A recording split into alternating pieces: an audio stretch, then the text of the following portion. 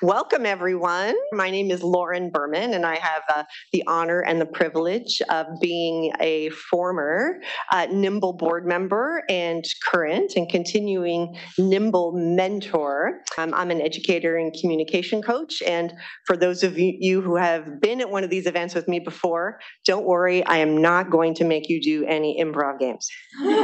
Just want to put that out there. Though something tells me Courtney might be very excited about that if we did that. So for some of you, and I had a chance to meet a few of you as you walked in, this is your first introduction to NIMBLE, and some of you have been around working with and around NIMBLE for a number of years. Whether you're new to it or you're a returning mentor or just a fan or networker, NIMBLE, as the name says, is often evolving. We are nimble in what NIMBLE does. We are meeting different needs as we have them, but the mission and the vision have essentially remained the same of NIMBLE. NIMBLE is a 501c3 nonprofit organization.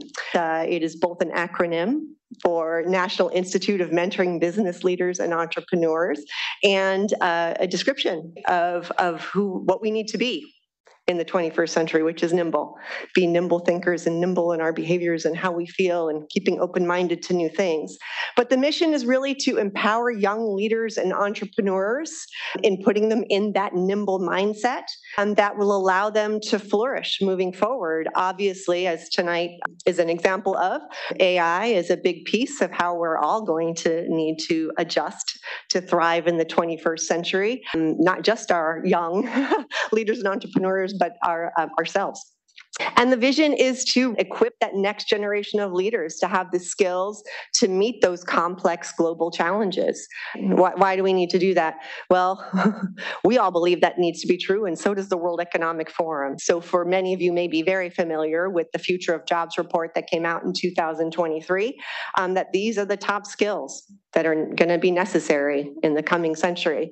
They don't necessarily get taught any other way. Many of us who've been around may have learned them from being around the water cooler for a long time and making a lot of mistakes. And that's just not always the way people learn anymore. Some of those opportunities are no longer there. But what we do know is that future leaders need mentoring, and NIMBLE is really there to do that for them.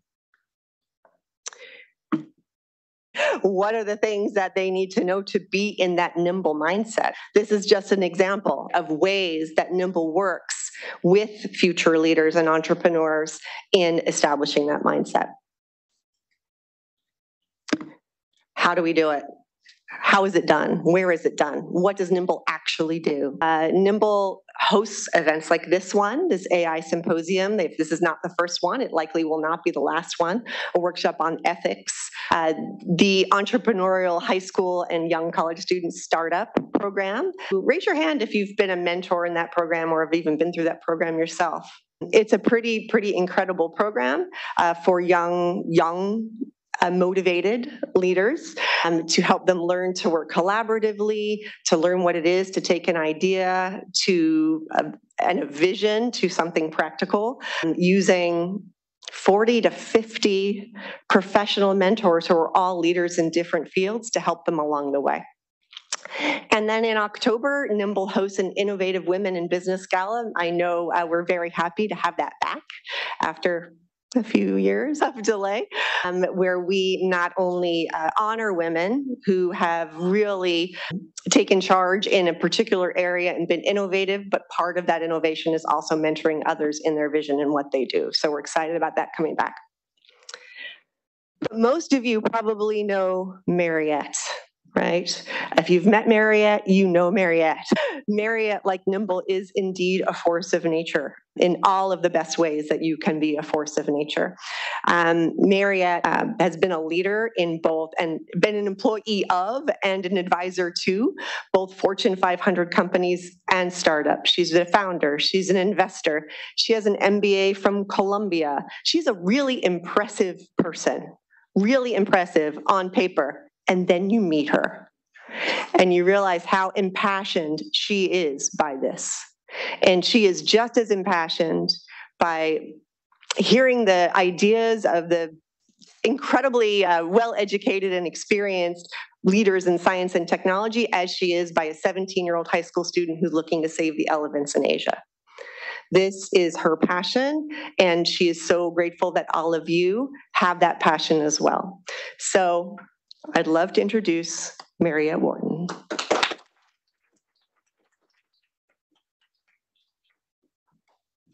Wow, Lauren, thank you so much. I truly could not have said that better myself, and I'm still blushing. But it's just a great pleasure for me to welcome all of you here to this very intimate networking and co-creation event. And it's pretty timely. I don't know if anybody knows what this might be. It's not only the amount of time we're spending together this evening, nor is it a poorly edited Hollywood film. Does anyone guess what this might be? Lifetime to Somewhere. This happens to be reported as the average number of minutes that people spend globally looking at social media every single day. It's actually 13 or 14 minutes less in the US. So part of what we're talking about today is what happens during that time, and what's that doing to our society, and what's the content of those social feeds, and how is that, what can we do about that? Could we take control back? And that is the genesis of this event. So believe it or not, only on July 31st, I met Matthew Kirkham, who is sitting here in the front. He said that he wanted to remove hate speech and disinformation and content that we don't want from the internet, and he said he had a way to do it.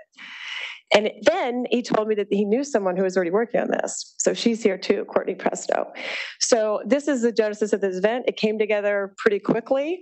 So I'm delighted you can all make it, because this is mid-August. This is a terrible time to host an event.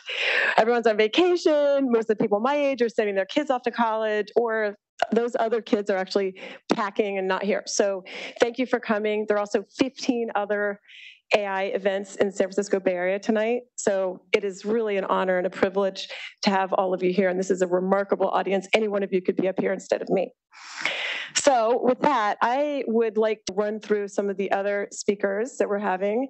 Eric Daimler, who's standing in the back there, was in the Obama administration working on AI policy, and he's also the CEO of Connexus AI, which is automating data integration in a super, super impressive company. We also have Seymour Duncker, who was supposed to be at our last AI symposium, but fell ill with COVID. So we're very glad to have him here. And his daughter is also rushing back to college, and lots of things going in his household. So thank you very much. And his company, Mindscale, is a super impressive AI platform that is enabling all kinds of really exciting things, such as cancer screenings and just remarkable things that are changing our world for the better. So absolutely 100% AI for social good. So I would like to invite both of you two gentlemen up to join me here on the stage. We may also call upon Mark Graham, who's from the Wayback Machine. He's sitting there in the back. So if you could join me, Seymour and Eric, and we will get into this.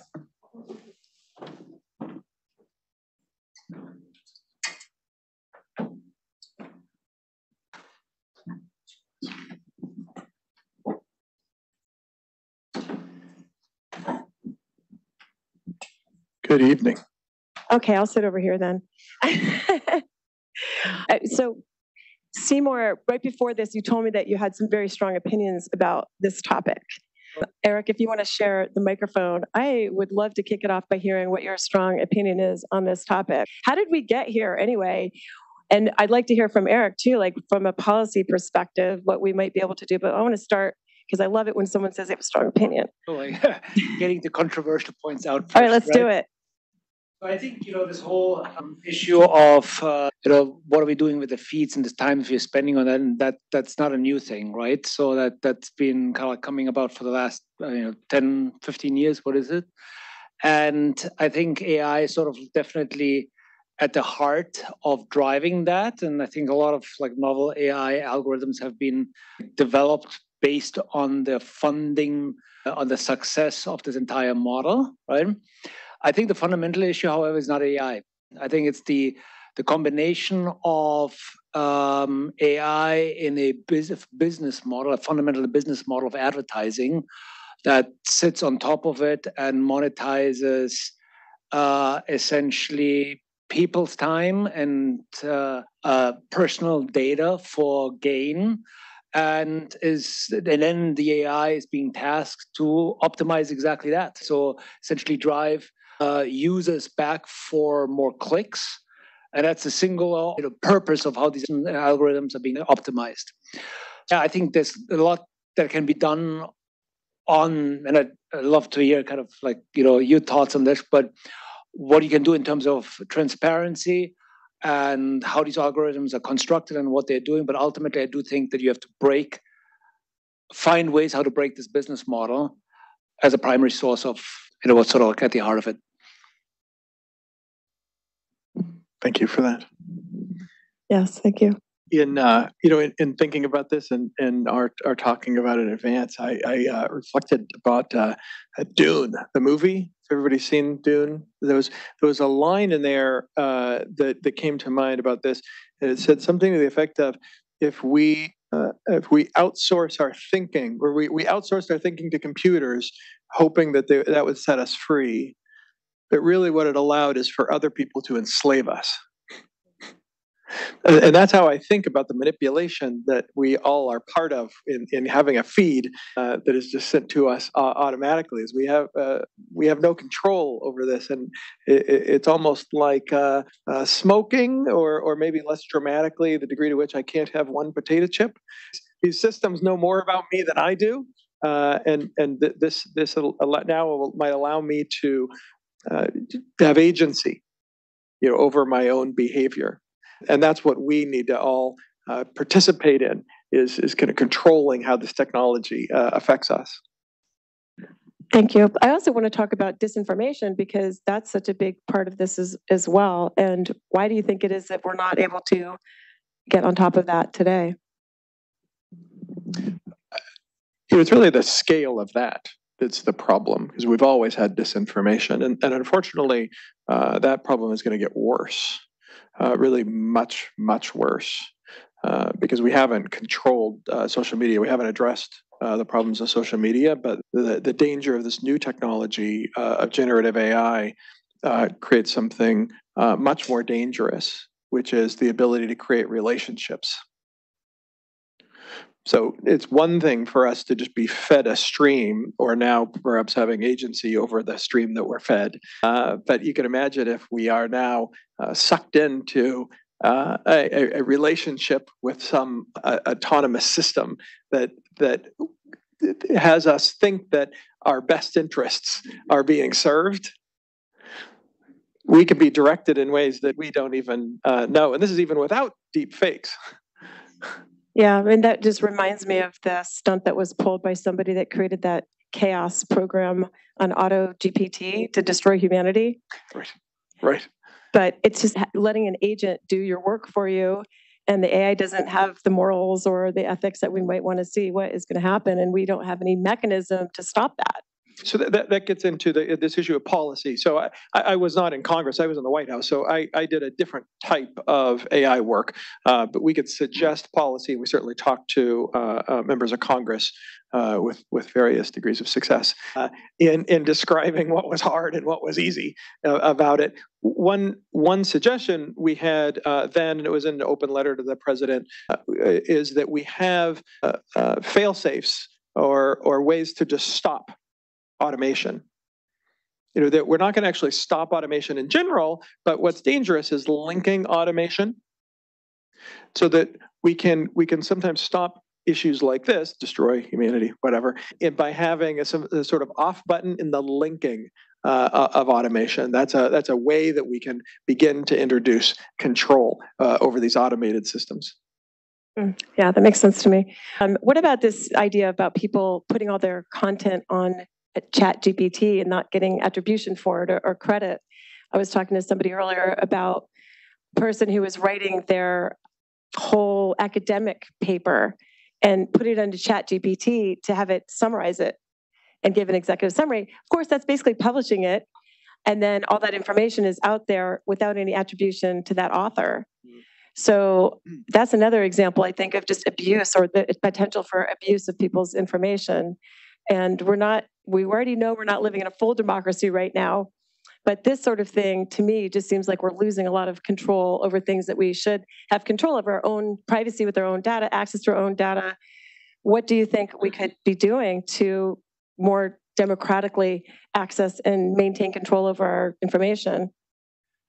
So I think, first of all, we're not only losing, we've already lost all control. So the question is like, how can we gain some of that back? I do think that there's like a massive disproportionate kind of like the individual, each of us, versus sort of like the organizations that control that process. And I do think also, to your earlier point of disinformation, I think it all goes back to the same thing, is we're feeding the beast that wants more clicks, because that's how you earn money with it, right? And I think there's sort of like one fundamental issue is that these platforms are not liable or cannot be held liable for the content that is published on their platforms, right? There was a landmark lawsuit many years ago. I forget the exact name of that, but that's the basis, that you cannot sue the platforms and hold them liable for what gets published on the platforms. Now, that's the exact precise thing. What I think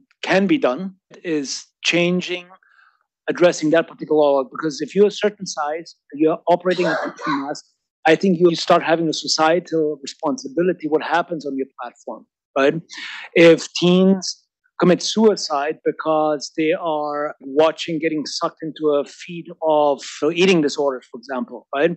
Or, I think copyright is sort of like a whole extra can of worm. But if that happens at scale, I think these companies need to be held responsible. And I think being able to enforce that through our legal system should be the way to go. And I think that's the only way we can actually start installing controls, right, through the marketplace itself.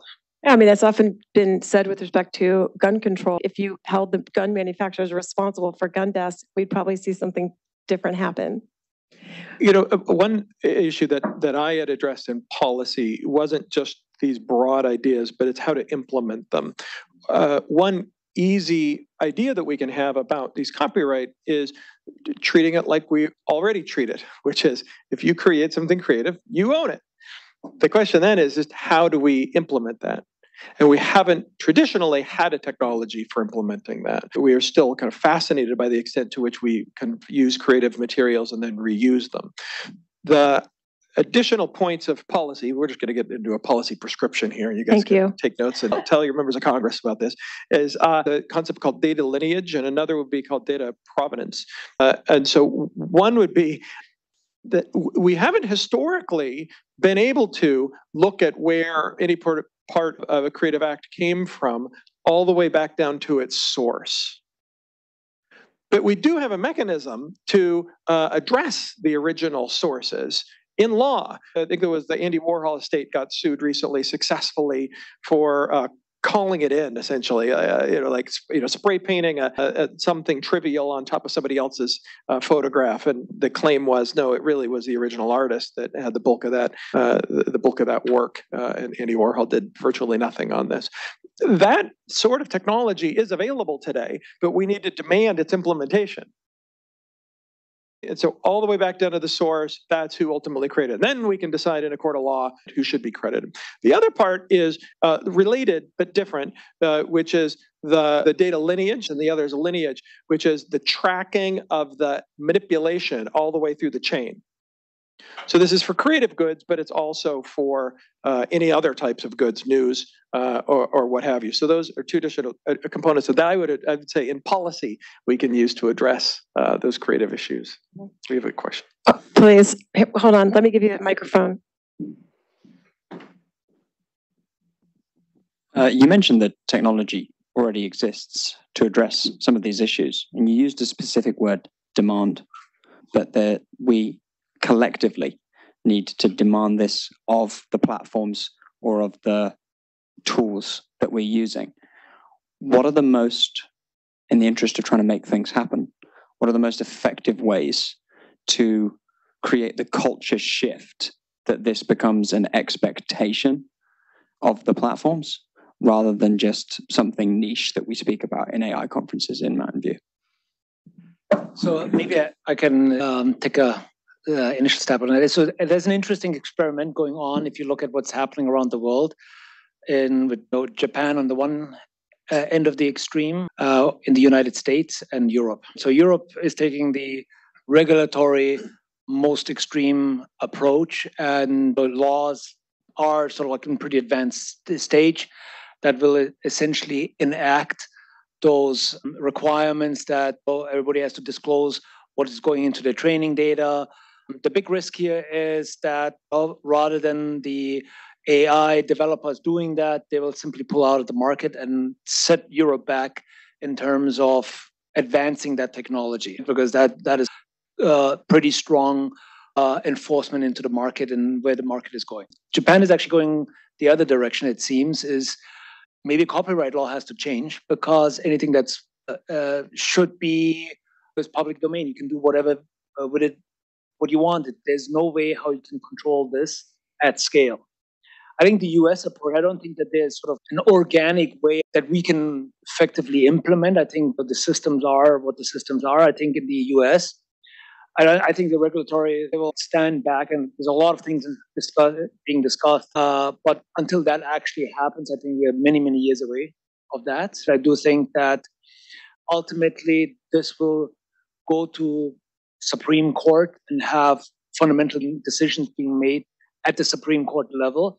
But that's 10 years away in my mind. So you won't change company for-profit behavior if that's in the good right. So I don't think you can change that. But it will be interesting if you compare across those three systems, which one will be the most successful. I think time will tell. Mm-hmm. And also Australia has been much more advanced in terms of regulation, but I think that's also more fitting with the way their society is, that they want to protect people's rights, and they do that all the time compared to the US. And we don't really seem to have an appetite for a lot of government regulation. And the way it works in the US is you have to have all these car accidents and people die before seatbelts become law. So we were waiting years and years for a lot of deaths or harm to happen, and then we might take action.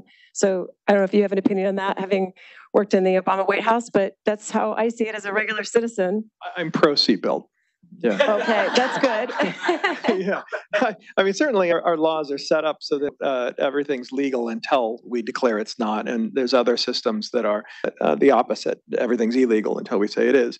I know there's a push and a pull that, we don't do nuance terribly well in the media, but for nuance, I'd say there's a push and a pull between the regulatory framework here that is a little company biased and certainly manipulated by an increasing number of lobbyists representing large tech companies that are near here.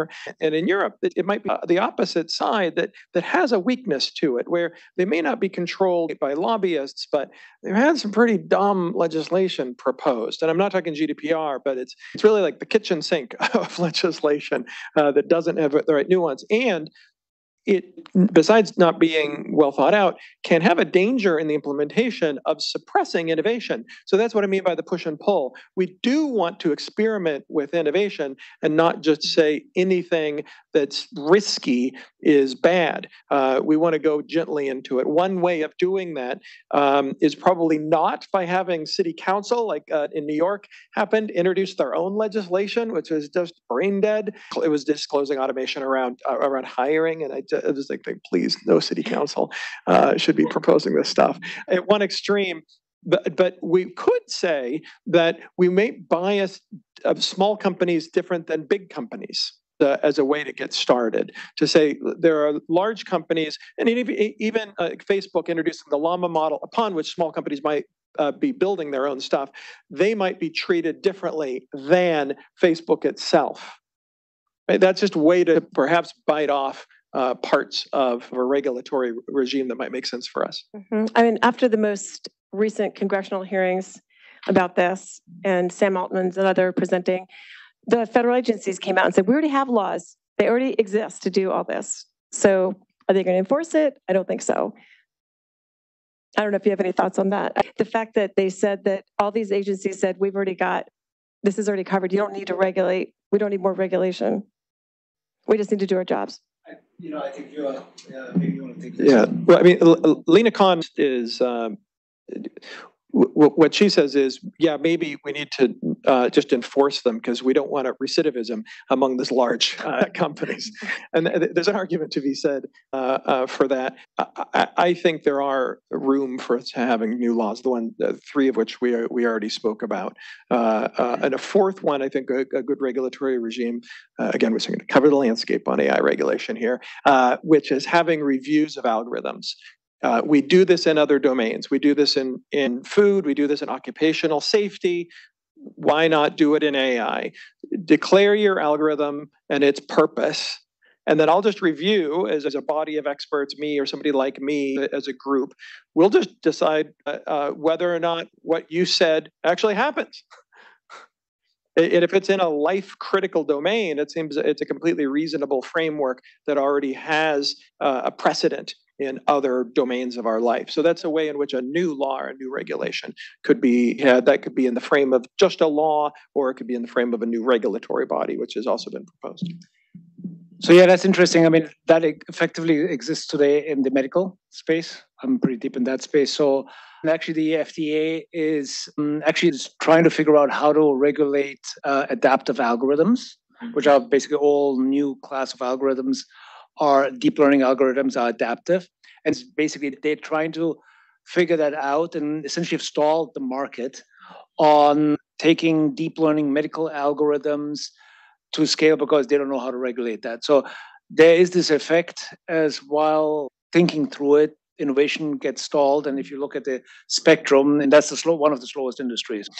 I do think in addition to the regulatory approach and trying to approve every algorithm, which I think creates scale issues, I do think the fundamental point that large-scale platforms, I like the idea that we have to make a difference between companies that are operating at massive scale because the benefit accrues to them because there's disproportionate unit economics that materialize. So I think there's absolutely validity for that.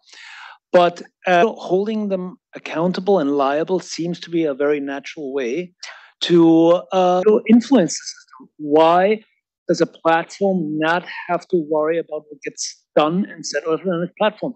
It's a very simple fact. I do absolutely not understand why that's the case. If you change this one fact, I think a lot of companies would be thinking a lot harder how to avoid such things to happen, like all the bad stuff that's happening on these platforms. Absolutely.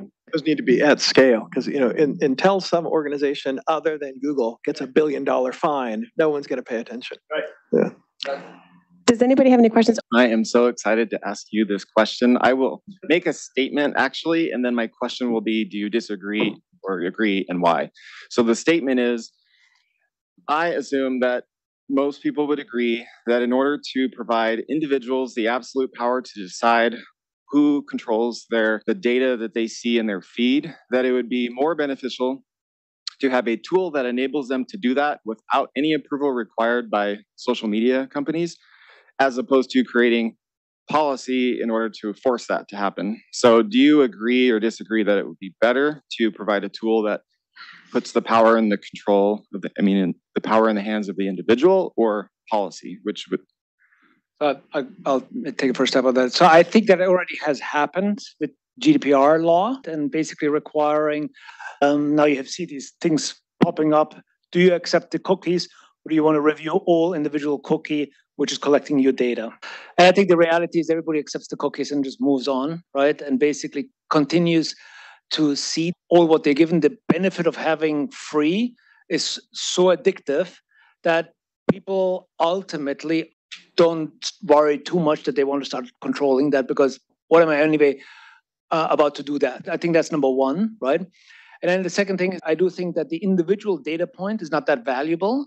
The value comes by being able to aggregate across a lot of data. So even if I decide that my data doesn't get injected, what is it going to change? I don't think a lot. So I do think that there are better ways how to achieve in terms of protecting consumers. I don't think necessarily it's an issue of, do I have sufficient control over my data? Yeah. I think there's precedent already for even technically sophisticated individuals to roll their eyes and just move on with whatever simpler, even if it's against our interests. It's pretty hard sometimes to go into the settings, or at least cumbersome to go into our settings of all of our devices and ask not to track or turn off the cookies or find out if something's already in there. What we have found is a regulation had been necessary to stop some of this. One of the frightening aspects of the regulation is that even once some of these companies are regulated, even well-meaning companies won't be in compliance. So the example I have is about selling children's data. So that was outlawed many, many years ago. And yet, all of our data is going up to the cloud right now and being sold off in an auction. But kids' data is not supposed to be, but it is. Yeah. It is by some apps that generally don't want it to happen, but they don't know their own vulnerabilities in their systems. So that we have to have regulation, we have to have some technology to enable this regulation, but further, we need to have some fines that motivate these companies to close holes in their applications so that it doesn't happen. Otherwise, we'll just continue down these bad paths with effects that we can't really realize. So that's kind of all of it, I guess, is the answer to your question. I think that was actually a really good question that you asked. Should we wait for regulation, or should we just wait for innovation? And I think Section 230 is not going anywhere anytime soon. Just forget it. These platforms are not going to be liable for anything, especially now that we as a country are so polarized and the whole thing about the free speech and so on. They're not going to touch Section 230. But I feel that consumers will feel the need, especially if we develop AI private assistants that will talk to other AIs, like my private assistant AI will talk to LinkedIn, will talk to my Facebook, to regulate that. And there will be a need for tech innovation for that. And there will be a business model for something like that. So what I expect is going to sort of bubble organically on the surface in the market is people will be demanding to protect their sanity, basically, and their children's sanity when it comes to that point. Thank you, and I could not agree more, which is why we actually have a couple of entrepreneurs here that we wanted to showcase what they're doing to address this problem, because we think it's possible, we think it's essential, and we want to give Matthew a chance to show you how it might be done. So I'm going to invite Matthew up. Thank you so much, you guys. And I'm going to give you a chance to take it away and show us what we can do with our own feed. That was a good segue. Thank you. All right. This is me. In December 2021, I was drunk in my Barcelona apartment, desperately trying to avoid facing up to the feelings that I was experiencing. And rather than face up to them like any hacker, engineer, technologist, I decided to build something instead. And what I built was a script. It was a script that put together a bunch of open source tools and scraped Reddit and tried to track sadness over time in some of the forums where people were discussing their mental health, including suicide and depression. And I saw that I could actually kind of do it pretty quickly. What compelled me to run this little experiment was I had sat with a friend on Sunday evening, and on Tuesday morning, we got a message from his sister that he'd taken his own life. And I felt really guilty that I hadn't done more to support him. Could I have observed in some way? What had I missed? Was there signs on his social media? And what the experiment taught me was that actually, if you cared and you didn't have a profit motive, you could probably build tools that cared about people's mental well-being first, rather than as a secondary afterthought or as something that you need to market to a big tech corporation as trust and safety is good for growth. And so I went about building an API that was much more general, not for spotting and looking at sadness, but for racism at first. And after a few months, I managed to deploy a Twitter extension that deleted comments that the algorithm thought was racist. And it got a few thousand users. It was pretty niche. I got a bunch of feedback. And I was told, do not delete the message because you're feeding the troll. And so that was the first big lesson, which is, oh, if I just hide the message, which was a feature, they weren't even made aware that the other person couldn't see it. And then the tool became a lot more useful because I wasn't feeding the troll. And there was two realities. There was the reality the troll had where they'd said something mean and horrible. And there was the reality of the individual who had never had to see it. And I tried to work with a number of organizations to get them to install and or use this. And I couldn't. I would get some sort of response that was like, well, we're not really focused on this right now. This is someone else's responsibility. We don't have the budget. If it was free, we don't have the technical capacity. If I offered to integrate it for them, they'd have to get back to me because so-and-so was on vacation. I got the message. And I realized that it needed to be, as was so effective with creating these different realities, at the level of the individual. It needed to be something that I could get someone to install or use with no friction, that didn't feed the troll, that supported that person. And so we built a browser extension. And the browser extension hides abuse, spam, and hate speech based on what the user wants, but doesn't tell the person that sent it, ever. They'll never know. It's suddenly frictionless. And what you do is you give the user all the agency, not just the agency to install it and to use it, but the agency to decide exactly how it's hidden for them. Do they want a little information icon? Do they want to say, hey, we just want you to know this guy selling Bitcoin probably doesn't have your best interest. Fair warning. Or do you want to blur it out so you don't have to see it? I like the example of eating disorders. For me, that's seeing a new tasty food or a healthier smoothie is probably something I want to see. The same content for somebody else is triggering. There's currently no way they get to customize settings to remove it. So maybe they want to set that up and blur it out or hide it entirely. But what we do that I think is quite novel is we always give the option to determine it to the user. Now we care about scaling this thing and looking at other types of content.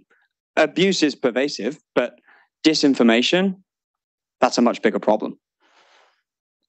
And we found ourselves over and over again going, if we could just get access to the feed, we could do so much more. If we could just help tailor the algorithm, we could support them on their mobile device. But we can't. And so when I go in to look for a restaurant review, I have armies of engineers and psychologists and user experience designers working within the attention economy for shareholders to keep me there. It doesn't matter if it's mean. It doesn't matter if it's compulsive or doesn't have my best interest. It just has to keep me on platform because me on platform means advertising dollars. We all know this. Everyone in the room knows this.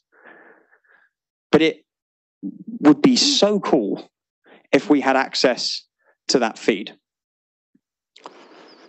There's a specific right that's spoken about a lot on the internet when someone like me talks about filtering content or adding information about content. That's the right or freedom of speech.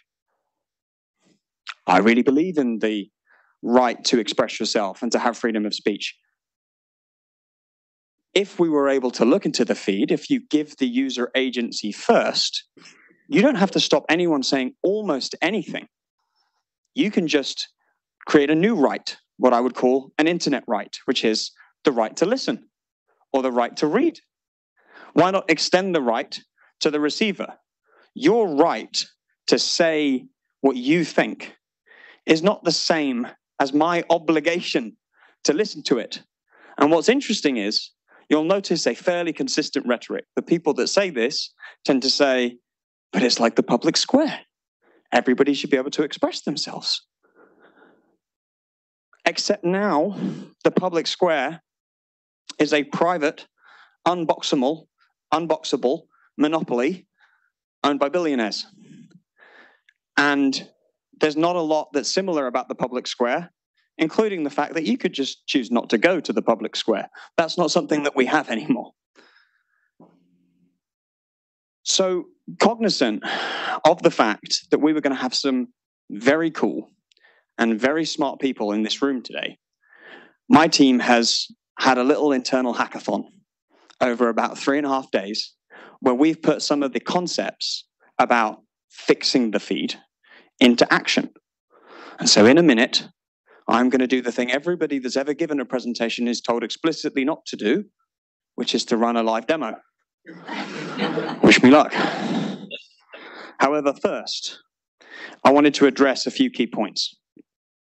Points that the gentleman earlier addressed really well, which is we do not want 1 or 2 people deciding what trust and safety looks like or what these new feeds look like.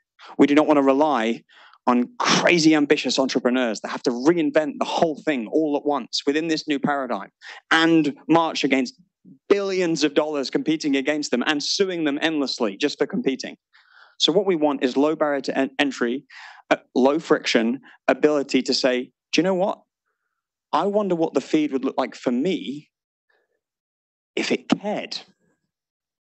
And what we've tried to do with the experiment is to show that you could set that up pretty damn quickly. And it's nowhere near as complicated or convoluted as it needs to be in Web 2.0 world, because we can speak to AI to support us to build it. AI agent or American, as I think this demo will show, AI is freaky good when well used, and it's going to get better. And so we do need new approaches, as has already been indicated, to determine if something is an agent or a human. And that will be in the demonstration as well. Intention and alignment. There's a lot of talk about AI alignment. I'm not sure we figured out human alignment yet. Maybe we should do that first. But if you provide the user agency, you can move some of those problems slightly further down. And finally, better disagreements. And I say better disagreements rather than better conversations, because I think many people, including myself, don't want to hide everyone that disagrees with them or everyone that might piss them off. But maybe we would want tools or feeds where we could have a little bit more nuance, where we could engage with those people in a civil manner. I mentioned that we often speak about freedom of speech. And the gentleman that generally proposed those ideas, namely Socrates and Aristotle, also spoke about the necessity of being well-versed in political discourse. But you don't tend to hear that part. So, I think it's time for the live demo. If you could get out your phones and scan this QR code, which I'm not going to walk in front of. And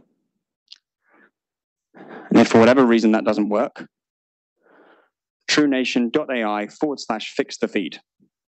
You'll be met, if we've managed to get this far, with the option to enter a password. That password, because we care about security at this organization, is password.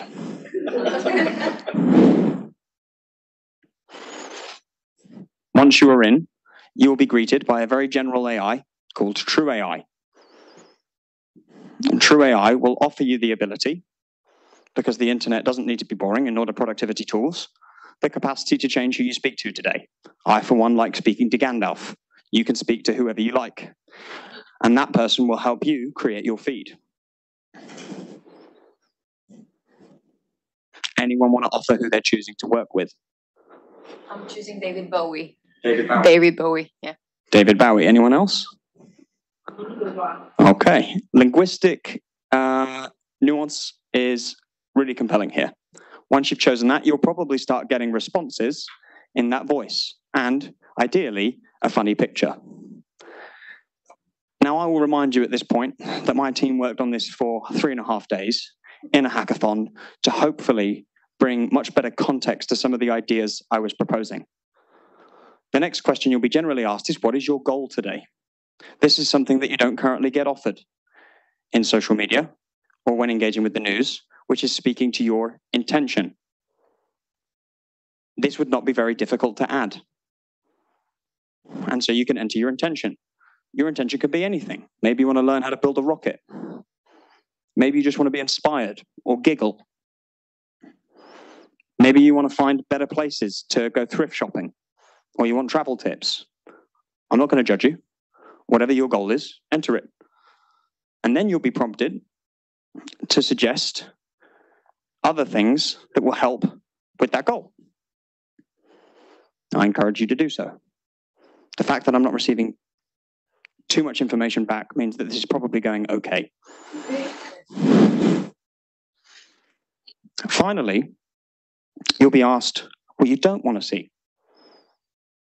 And here I hope to show that you wouldn't have to define top-down for everybody all at once to make the internet one big woke safe space. What needs to get hidden? You could, for yourself, define what you want in your feed. With any luck, we will generate you a Twitter-like feed with your goal, with your hobbies, with your interests, with a few options. And in those settings, you'll be able to decide and define whether you want to see only verified profiles or bots. Sometimes bots are useful. Sometimes bots offer good advice.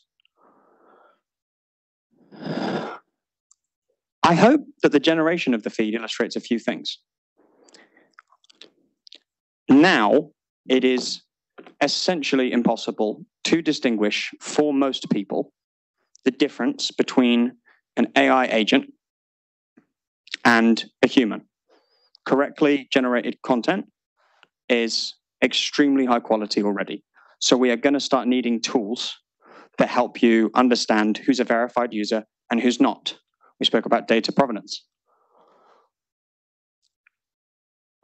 We're also going to need to better understand the intents and the values and the interests of the user. I think there are a few approaches here.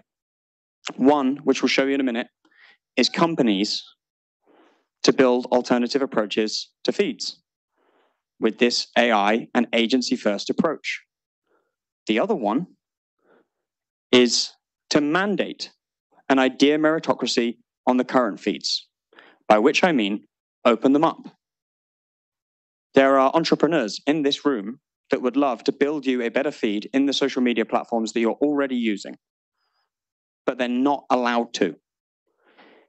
If we're unsure of exactly how to manage AI in these feeds, disinformation in these feeds, why not open it up to as many intelligent, interested, caring, kind people as possible, as fast as possible? And I believe one approach is a regulatory framework that would allow you to make the feed a marketplace.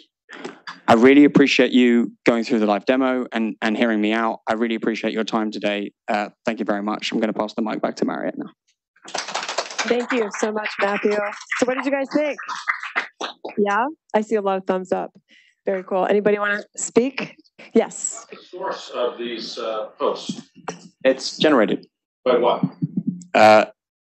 GPT. From what? What? I see a post here. I said I want to reduce the risk of war. I chose Daniel Ellsberg as my mentor, and I got a thing that is not a bot, that's a human, called Peace for All 1998. Mm-hmm. What generated those words? The AI, the large language model generated the. So it's not a human. No, sorry. If it wasn't clear, this is purely demonstrative. Okay, that wasn't clear. So, but what could be the source? If this wasn't a demo, if this was real, you really want to do this. Yeah. Where does the information come from? The information about who's the The verified world user. is awash with feeds Sure. and posts. Yeah. They're all tied up from licensing by the platforms that don't allow reuse. Absolutely. So how do you scale this thing? How does it become real? That's what I'm asking. Part of the reason that we wanted to put on this specific event is to look at the fastest ways to make it real and to at least introduce all the concepts in a demo that was very workable, that got people to understand it was very possible, and the question was about scaling it. I think the easiest lever to pull is to mandate opening the feeds as they are currently, so that regardless of who's working on it, you can have multiple people participating, building a different approach for those users and the associated algorithm that's recommending them content. Because I don't want to be the only one or one of a few people that are working on the problem by building a new silo on the internet. But I think a regulatory framework that opened up the feed could facilitate much faster innovation from many more sources. Introduce me on this point.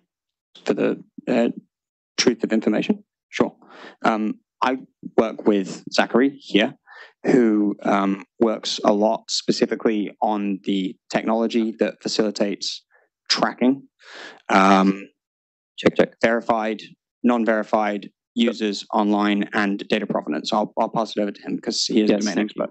Well, thank you, Matthew. To address the question of how do you get to the point of discerning so-called real humans versus bots or LMs, right? For what it's worth, that wasn't my question. Oh, okay. That's a well understood problem, but Excellent. Some people might have a question on that. I'm curious if you can clarify what your point is. But no, this is, I mean, it's just totally cool. I want to change the world too. And I love and appreciate the motivation and what you've done, and the demo blew me away. I'm just trying to understand as a practical matter, because look, Twitter and Facebook and TikTok and all the rest of them, the government's not going to come in and say, you companies, you've got to make your stuff available in an open marketplace of ideas. Right. It's not going to happen. Right. And those companies aren't going to do it because it fundamentally disrupts their business model. So I'm just looking like blue sky it, like, give me a path forward. Yeah. So on the issue of both discerning false information versus true information versus humans versus bots, everything like that, I'm going to address this question. That's what I'm here to talk about in any case. And I think it's something that a lot of people would have an interest in as far as how do you actually do that. My background is I've been a part of a design group around the decentralized identifiers, which has been recently in the past couple of years ratified as a open internet standard through the W3C work. And I believe that this kind of a standard has the same leverage potential of opening up new aspects of building applications on the internet in the same ways HTTPS was for HTTP in the sense of ensuring where our sources of information are coming from and who's saying what in an open public space. And this is also the underlying technologies that I believe Mr. Daimler was referring to, with how to do in technical terms, provenance of data. So that's my answer. Thank you. So just for the record, there is something called the International Fact-Checking Network. It's supported by Meta and Google, many millions of dollars a year. They fund more than 100 organizations around the world that are fact-checking organizations, many of them run by governments, the German and French press agencies, for example. Right. They produce thousands of these fact checks. Yes. So, and they live on the different platforms. The platforms do this as a kind of greenwashing operation to try to make believe that they're trying to combat disinformation. That was an editorial comment. So, okay, the information exists. I want to come back to the fundamental. I think Seymour said it the best. It was like, this is a business model issue. I mean, read Roger McNamee's book, Zucked. I mean, this is about fundamentally changing those kind of platforms. So discerning in the Duke Reporters Lab and others have built software to do things like do bot detection. These systems exist. The issue is I have a database, an open database of key value pairs of claims and reviews, for example, that have integrated into the Wayback Machine. It doesn't scale. I'd like it to scale. I too would love for that to be true. So I'm working on the problem of how to scale something like this the same way you guys are. I don't have the answer. So I would love creatively to try to like put our heads together to try to figure out how do we scale. And the only answers I've gotten so far is the browser or the platforms. Yes. And not an extension. Extensions are great for demo. We're talking about industry-wide shifts of technology adoption here. That is the only way forward. And that's as I see it. I like to say that LLMs break the internet and key signing solves it. And that's what I'm getting at with this. I'm talking about public key infrastructure and cryptographic digital signatures to do authentication of sources through non-reputable means. Like, you can't say that you didn't say that because you signed it with your public-private key. And the only way that we can address this at scale is industry-wide adoption. And the mandate must happen because we are drowning in information that we cannot discern its validity. And through the wave of generative AI that is coming and deepfakes, this is the only solution that I know to address this problem. I also want to make sure we have a moment or a few minutes to give Courtney Presto a chance to demonstrate what she can do with this platform. Anyways, so thank you so much, Zachary.